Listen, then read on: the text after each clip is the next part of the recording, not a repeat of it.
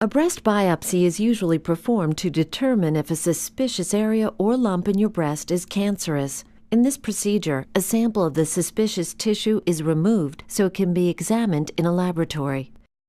Breast biopsies involve one of 4 techniques: needle biopsy, which is generally done as an office procedure; stereotactic core biopsy, which is done under mammogram guidance; ultrasound-guided core biopsy; and surgical biopsy performed in the operating room.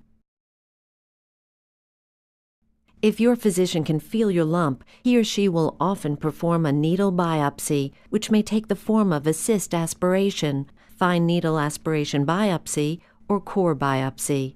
In each procedure, a needle will be inserted into your breast to remove fluid or to sample the tissue. If your breast lump cannot be felt and is seen only on a mammogram or ultrasound, your physician may recommend a stereotactic core or ultrasound-guided core biopsy. For a stereotactic core biopsy, you will lie face down on a table with your breast visible through a hole in the table. Guided by a computer-generated mammogram of the suspicious area, your physician will insert a hollow needle into the breast mass and remove several small cylinders of tissue for examination. Ultrasound-guided core biopsies can be performed when your breast mass is detected on ultrasound. In this procedure, your physician will use an ultrasound probe to locate the mass and insert a hollow needle to remove several cores of tissue. Stereotactic and ultrasound-guided core biopsies involve removing a small sample of tissue with a needle. However, if a suspicious area detected by mammogram or ultrasound is not accessible by a core biopsy, or if your physician wants the entire area removed, he or she may recommend a surgical biopsy.